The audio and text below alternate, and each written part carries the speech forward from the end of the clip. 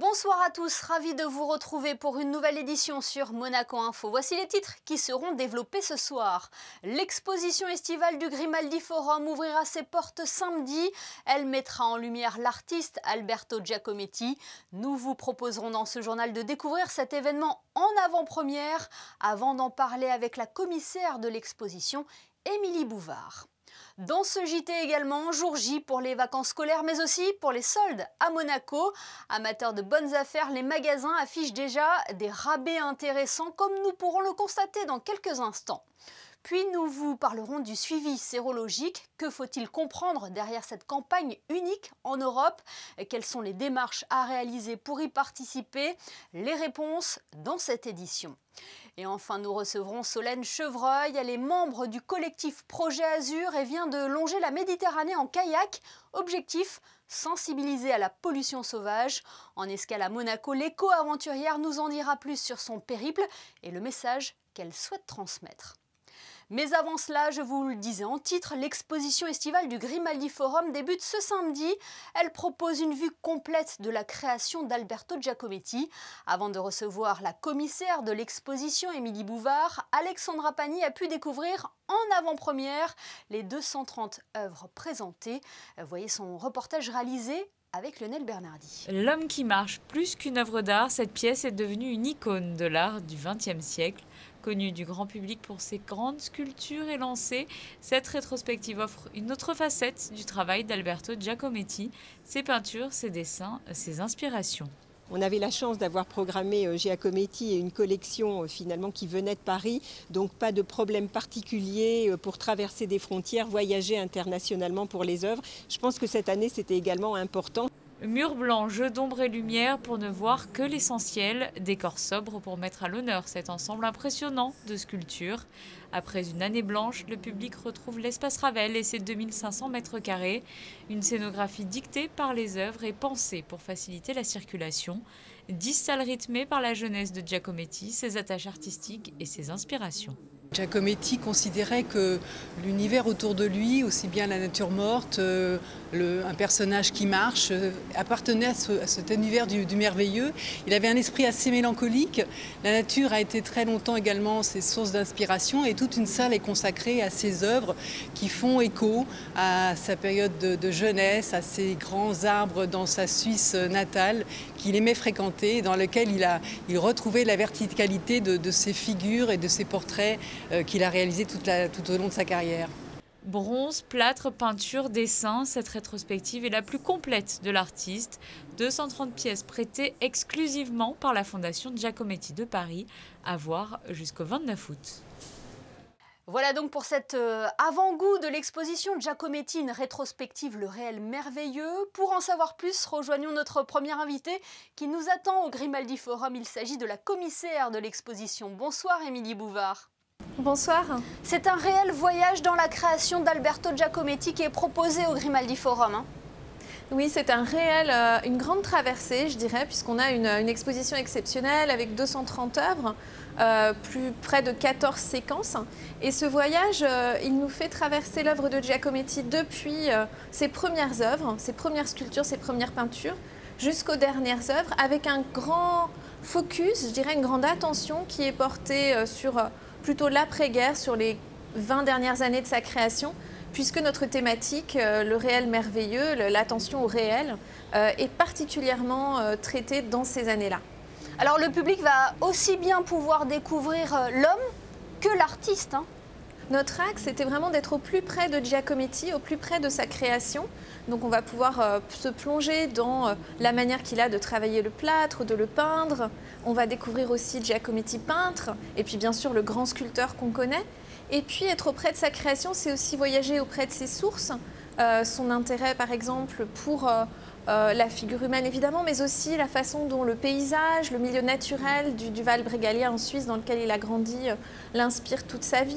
On va le suivre vraiment dans ses ateliers suisses, ateliers parisiens, grâce à un très grand et formidable espace immersif. Donc on essaye d'être au plus près de ce que Giacometti pouvait éprouver, de ce qu'il pouvait essayer de faire et de ce qu'a pu être son processus créatif, espace après salle, salle après salle. Alors c'est une rétrospective présentée comme étant la plus importante de ces dernières années. Comment mettons en lumière un homme qui a une carrière artistique aussi riche ?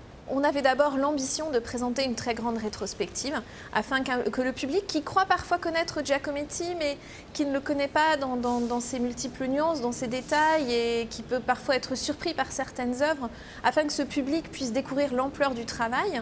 Donc c'est ainsi qu'on a pu faire cette très belle collaboration avec le Grimaldi Forum. Et puis on avait aussi envie de renouveler le regard sur le travail grâce à cet axe qui est celui de l'émerveillement de Giacometti face au réel et à la manière dont il a essayé de transcrire ce qu'on éprouve face à la réalité, face au monde, la manière dont ce réel est perçu, mais aussi la manière dont lui-même pouvait être ému et émerveillé par le monde autour de lui. Donc notre axe, c'est vraiment de le suivre au plus près de ses rêves, de ses obsessions, des images qui le hantent, de ses sources. Et c'est ce que nous avons fait dans cette très grande exposition. Oui, et puis l'espace Ravel du Grimaldi Forum s'y prête parfaitement. Oui, et je dirais aussi la scénographie de William Châtelain, qui travaille pour le Grimaldi Forum, qui a inventé un espace tout à fait fabuleux, à la fois très épuré, puisque voilà, l'œuvre de Giacometti a besoin d'espace, de lumière, de place, voilà, afin de résonner pour tout à chacun.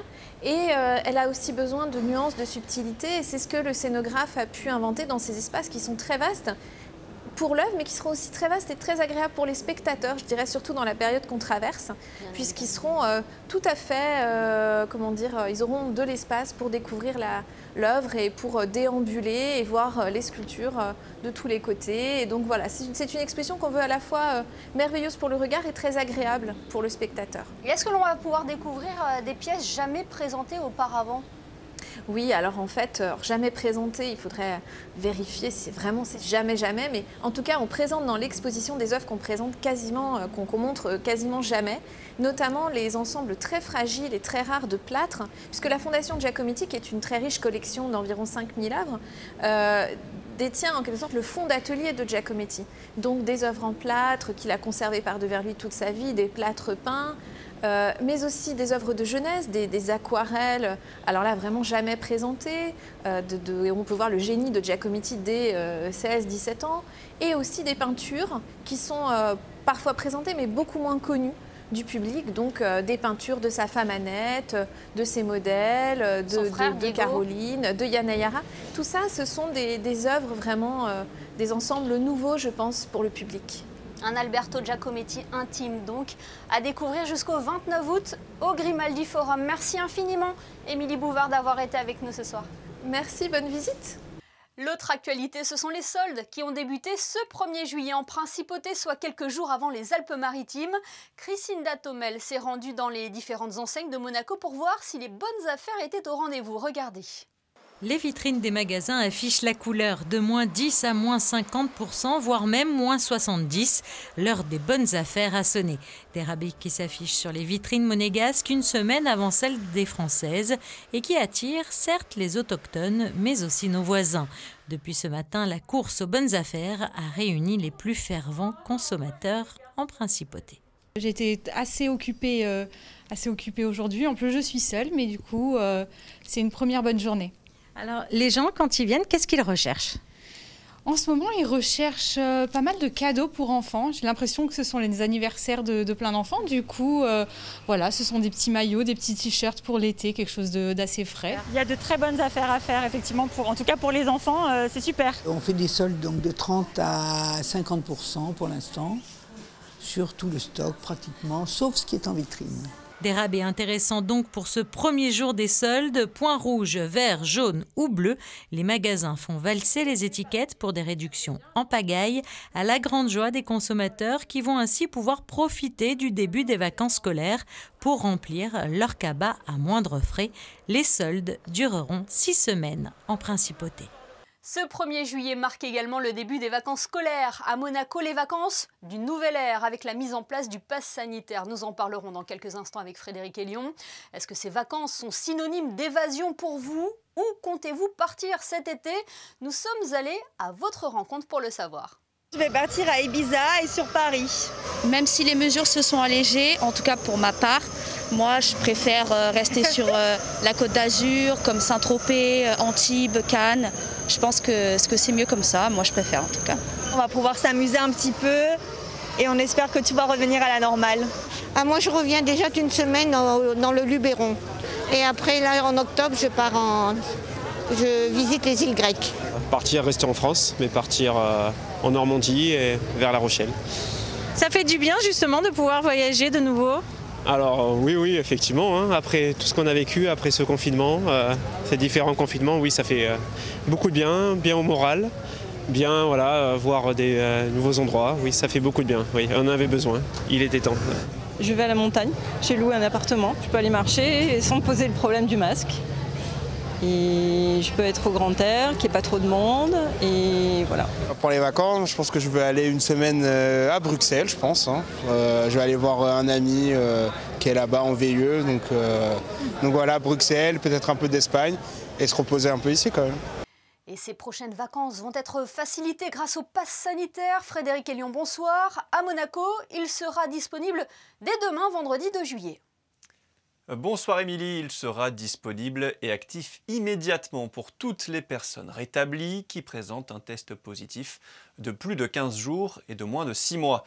Le pass sanitaire sera également actif pour les personnes qui se feront tester à partir du 2 juillet, mais pour 48 heures.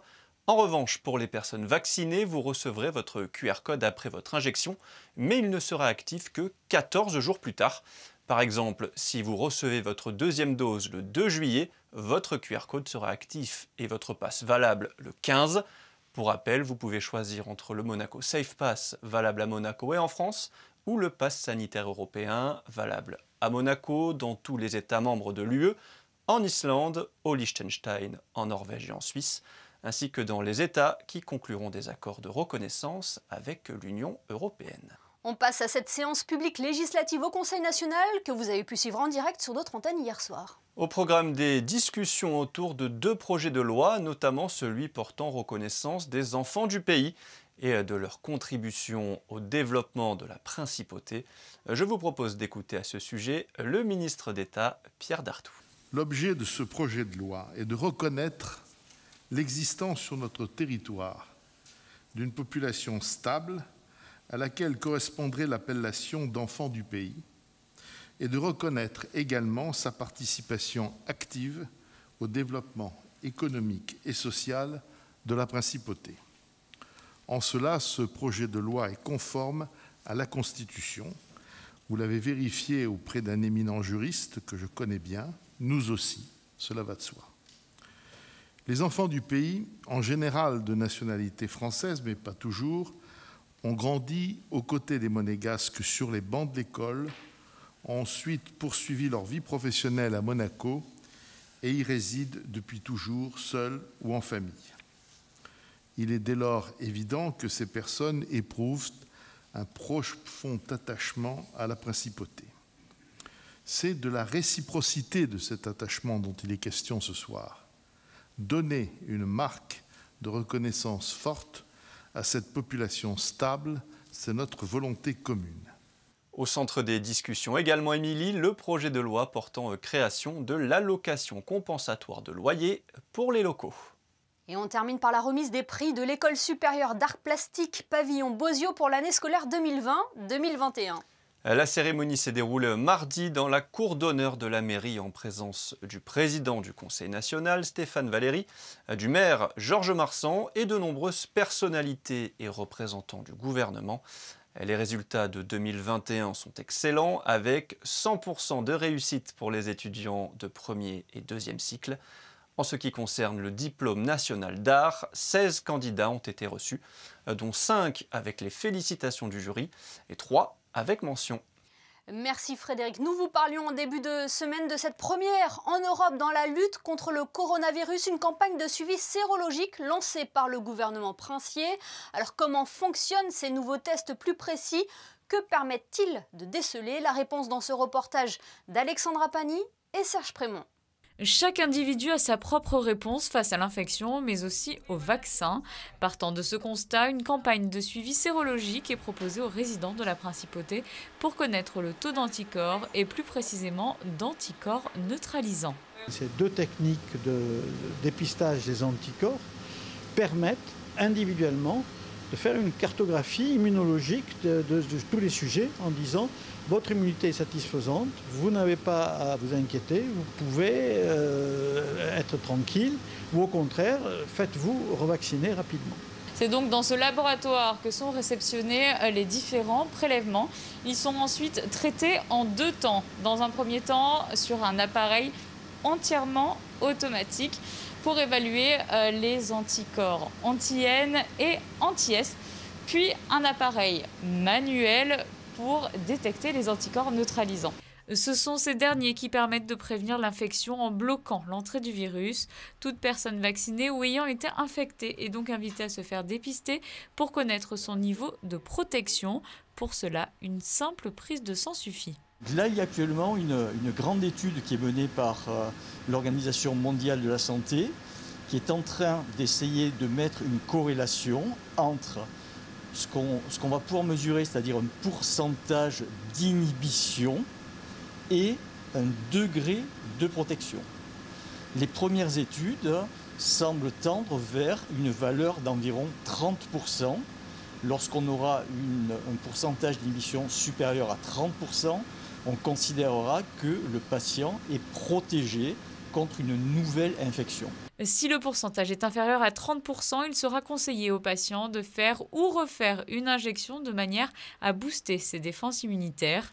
Cette étude appelée Monavac souhaite analyser de manière anonyme les résultats de dosage d'anticorps afin de connaître le niveau de protection de la population et d'accompagner la mise en œuvre des mesures préventives sur le moyen et long terme.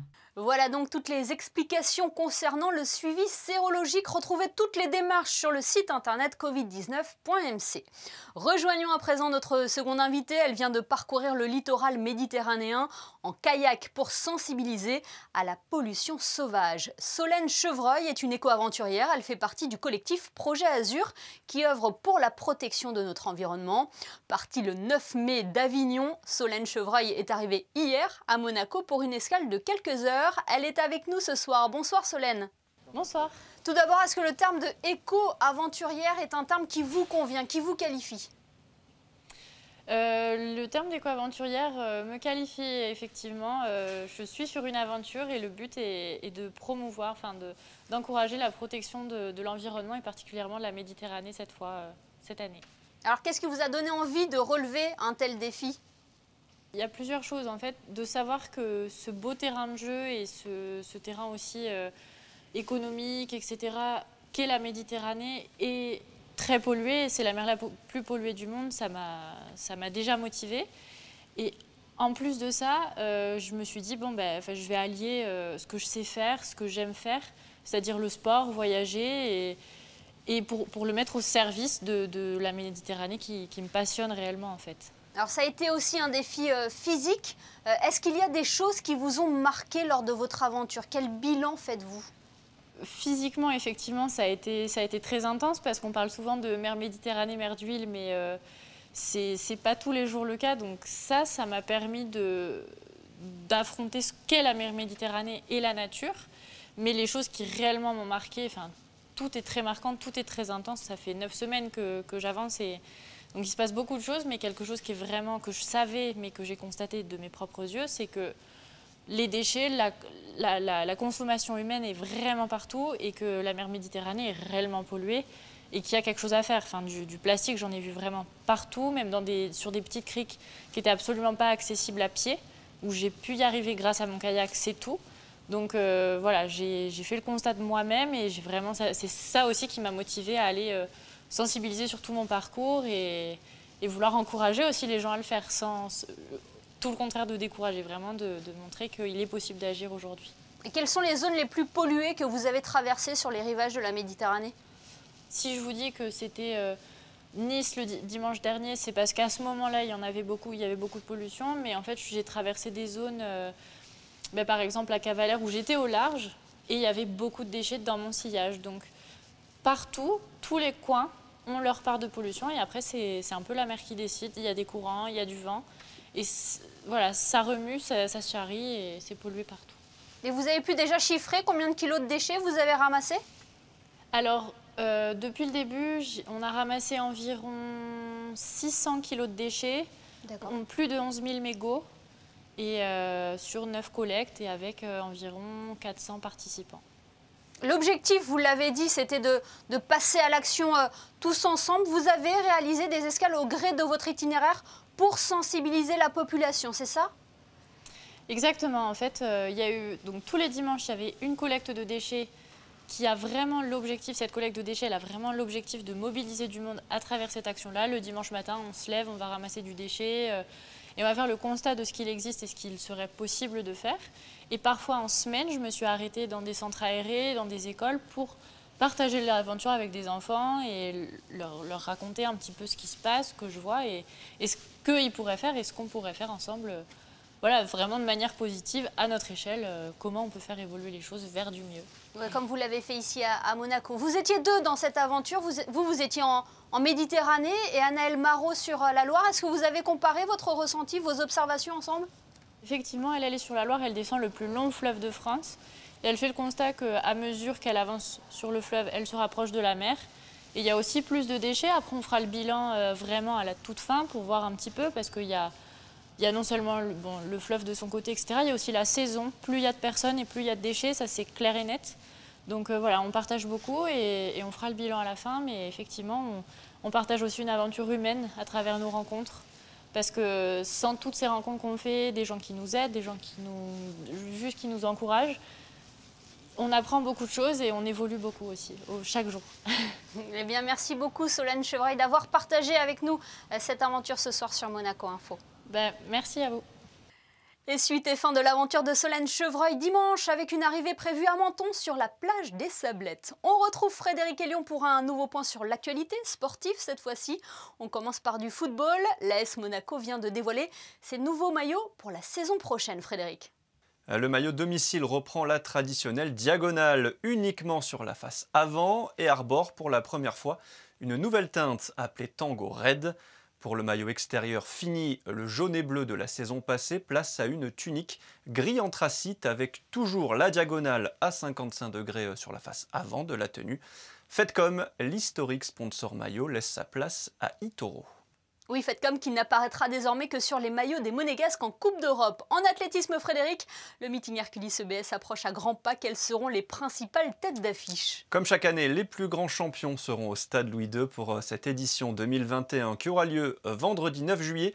Le double champion du monde Karsten Warholm s'alignera sur le 400 mètres haies. Kevin Mayer, la star du décathlon, participera au saut en longueur. Face à lui, le champion du monde en titre, Tajay Gale. Trayvon Bromell sera au départ du 100 mètres. Sur le 200 féminin, notez la présence de la double championne olympique Shelly-Ann Fraser, qui aura fort à faire face à Gabrielle Thomas. Enfin en triple saut, la vénézuélienne Yulima Rojas, double championne du monde, sautera pour la 4e fois en principauté. Et enfin en basket, la Roca Team a annoncé ce matin que Zvezdan Mitrovic sera toujours sur le banc monégasque la saison prochaine. C'était un secret de polichinelle, c'est désormais officiel. Zvezdan Mitrovic rempile au moins une saison sur le rocher et sera toujours le coach de la Roca Team. Sous les ordres de l'entraîneur monténégrin, Monaco vient de vivre une saison historique en remportant l'Eurocup. Et la suivante risque d'être tout aussi riche en émotions avec l'Euroleague, la plus prestigieuse des compétitions européennes.